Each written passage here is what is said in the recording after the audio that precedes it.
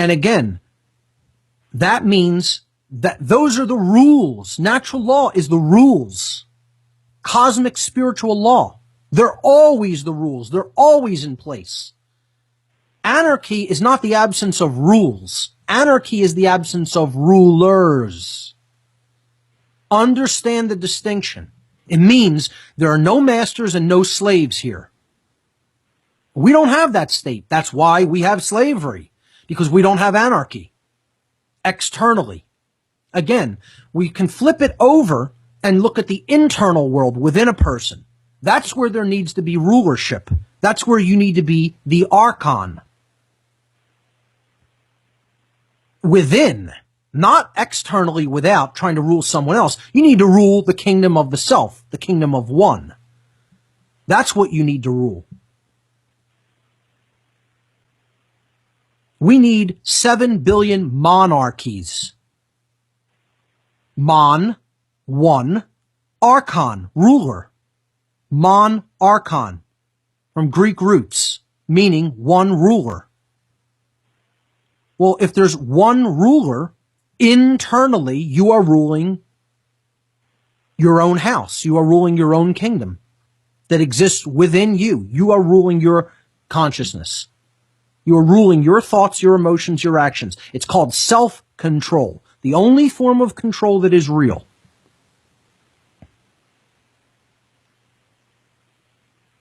One ruler. That's the kind of archon I want to see. Self-archons. Not archons who are trying to control others. That's external archon. Archonism. Okay? Internal, being the internal archon means you are a self-ruler. You govern the self, which is the only form of governing, of control that is real, self-control. Meaning you control your thoughts, your emotions, and actions such that you live in the non-aggression principle, do not commit initiatory violence, initiatory force against others without the right to do so.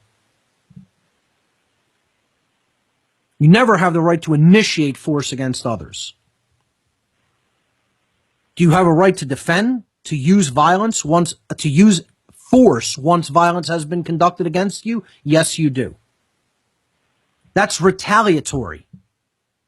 Defensive, retaliatory.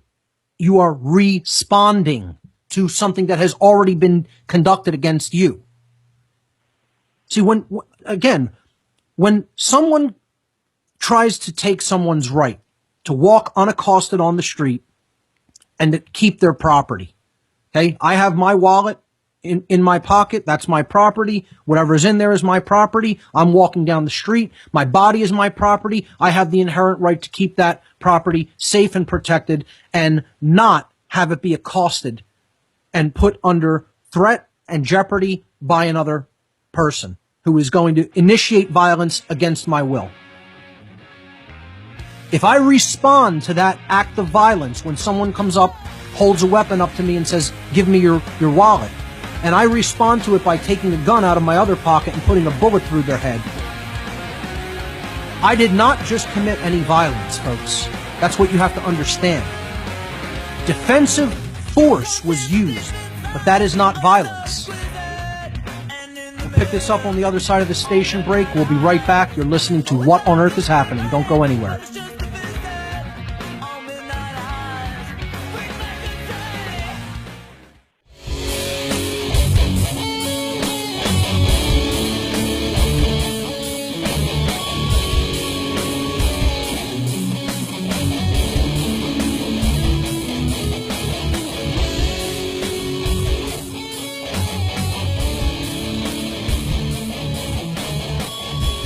Okay, we're back. This is What on Earth is Happening. I'm your host, Mark Passio.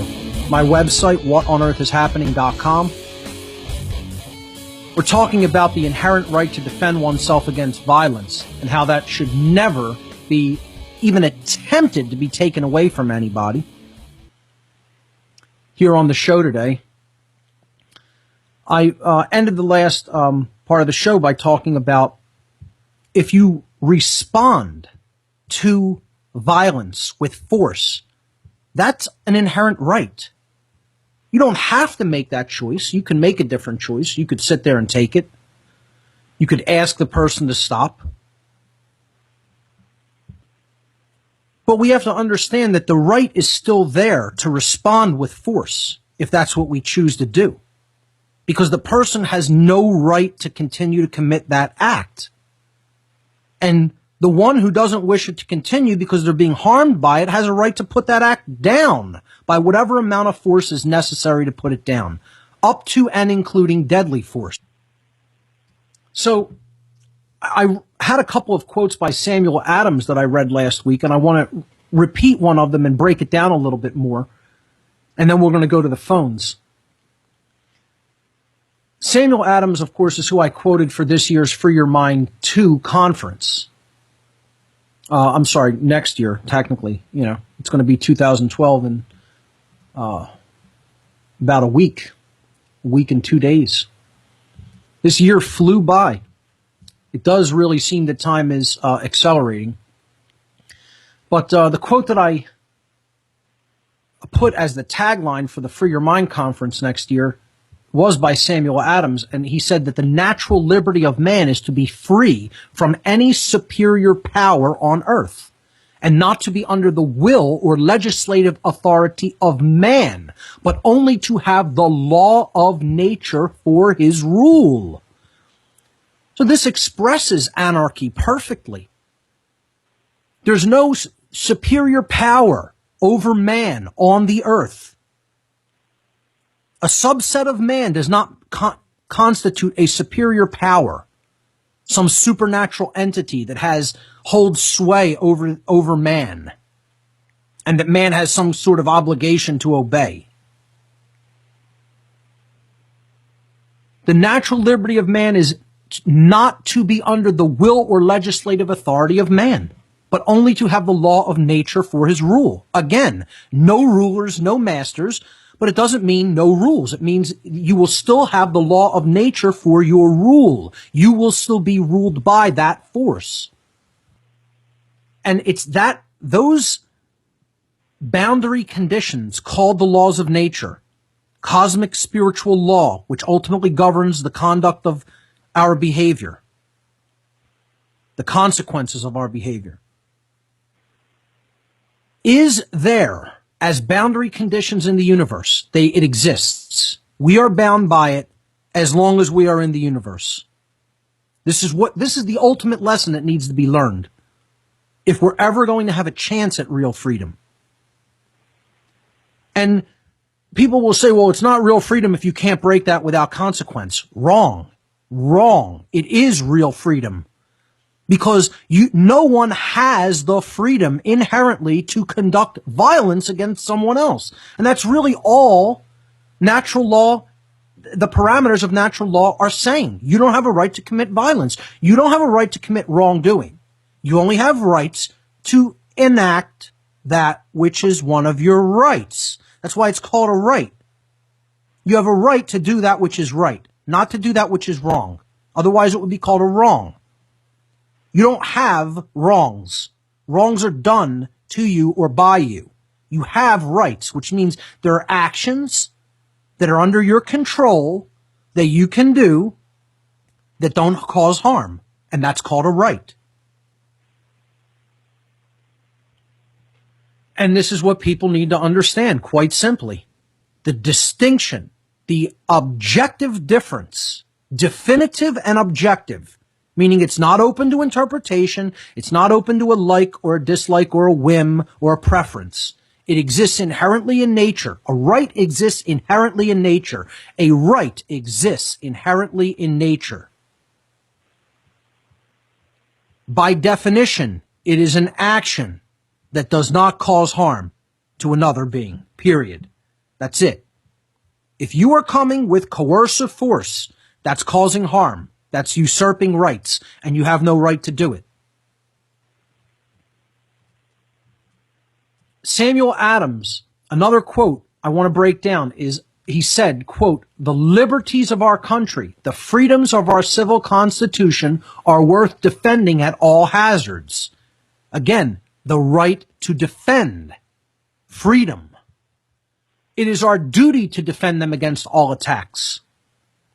We have received them as a fair inheritance from our worthy ancestors. They purchased them for us with toil and danger and expense of treasure and blood. It will bring a mark of everlasting infamy on the present generation, enlightened as it is, if we should suffer them to be wrested from us by violence without a struggle. By violence without a struggle. Or to be cheated out of them by the artifices of designing men. Manipulation, trickery. That's what artifice means. And that's what we're allowing to happen through emotional mind control, heart control, as I call it. Whipping people's emotions up into a frenzy as a result of a chaotic event, and then jumping in and taking advantage of that situation by telling them the only way you can solve this problem and be safe is to give up your rights. And that's what Adams here is calling being cheated out of our rights by the artifices of designing men. And it will bring a mark of everlasting infamy upon this generation should we allow that to occur. The founders of this country did their best to make sure that wouldn't occur by telling people about their inherent right for self-defense and putting it down in a document that would hopefully get people's attention to look at what they meant by it, study it deeper, and understand it in a deeper way. And unfortunately, again, you have idiots out there. I'm not going to be nice about it. If you don't understand that the right to own, keep, and bear and use arms of any kind is your inherent natural right to defend yourself, you're an idiot. I don't need to be nice about it. I don't want to be nice about it. You shouldn't be nice about this to people. How about that?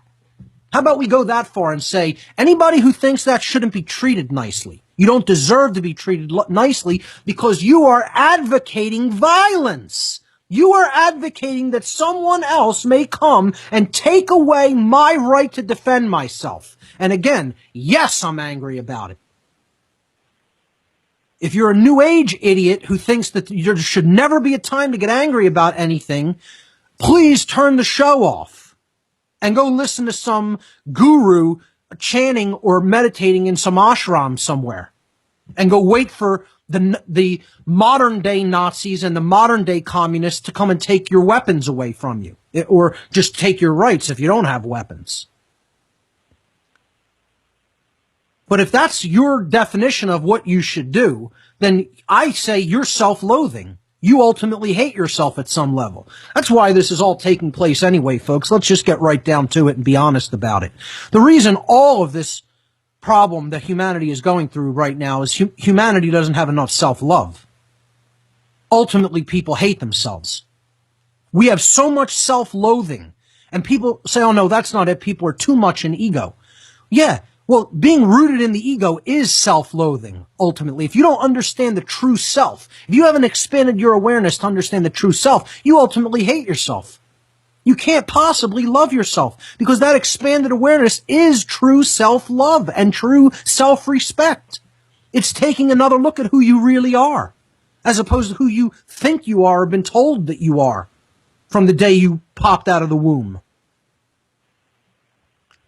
The people who will sit and take punishment and abuse and not do anything in the physical domain ultimately are self-loathing individuals who will not stand up for their rights. And you know what? Historically, that's what most people are. Because the state constantly teaches people, you're less than, you're less than. There's all this stuff that's greater than you. You're so less than this. You're so less than that. You're less than us. We have a right to control you. You have the moral obligation to obey us. You're little. You're powerless. You're small.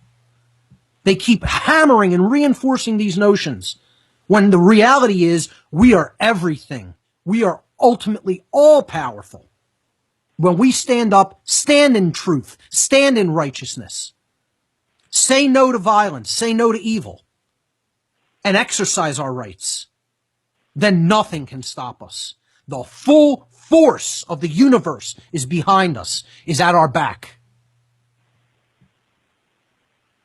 Be bold and mighty forces will come to your aid, as Jack Blood says. Those forces inherent in the universe will have our back if we are bold and stand in truth and stand in right.